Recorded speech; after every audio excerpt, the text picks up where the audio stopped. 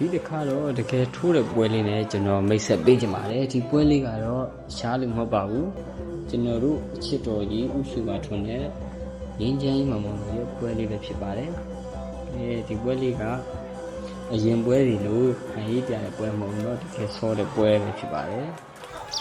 တကယ်ဆောတဲ့ပွဲမှာတကယ်ကြည့်ရမှာဖြစ်ပါတယ်နော်ဒီပွဲမှာကျွန်တော်အရင်လေးစားတဲ့နှစ်ယောက်လုံးကတက်လောင်ကောင်းတယ်ဥစုရလုံးဆိုရင်အသက်ရရလုံးဝတက်လုံးအကျသွားတယ်လို့ကိုမရှိဘူးကြတပွဲလုံးကစားတာလားတပွဲလုံးတက်လုံးမကြဘူးနော်သူတို့ရဲ့ပညာပိုင်းတွေမာကုံပိုင်းတွေ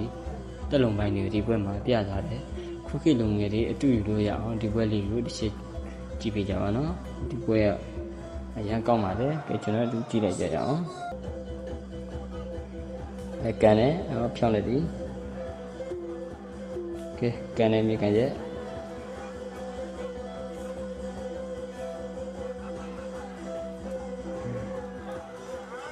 ဒါတကယ်ကျန်းတဲ့ပွဲလေးပေါ့နော်ဥစုကထုံးတော့အသက်ကြီးမှအထိုးတဲ့ပွဲလေးပေါ့ချုပ်ထားရနော်အဲ့ဒါ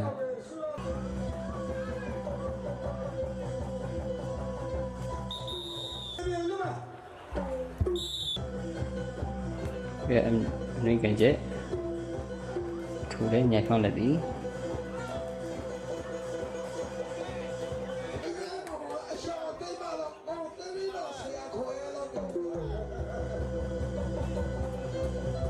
ကန်နဲ့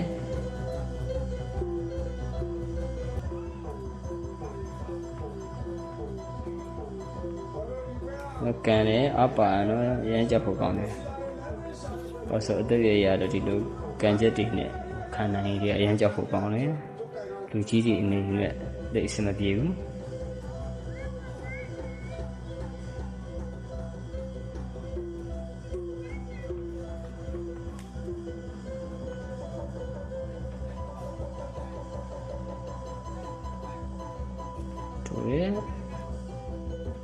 ကဲ不需要穿这个啊，懂了呢。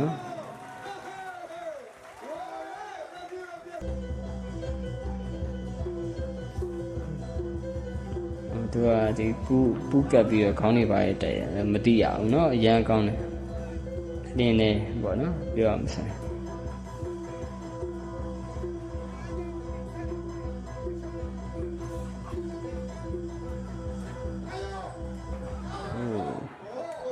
တကြီးဆိုအဲ့ဒါကြီးအလေးကိုခါးတွေပိုင်းပြတ်သွားနိုင်တယ်။ဒါပေမဲ့သူတို့က training တွေပါရှိတဲ့ fighter တွေဆိုတော့ဒါကြောက်ကသိပြီးတော့မစိုးရင်အောင်ထင်တာပဲ။ကဲပြီးသွားပြီ။ပွဲလေးကအရင်ကြည့်ကောင်းပါလေ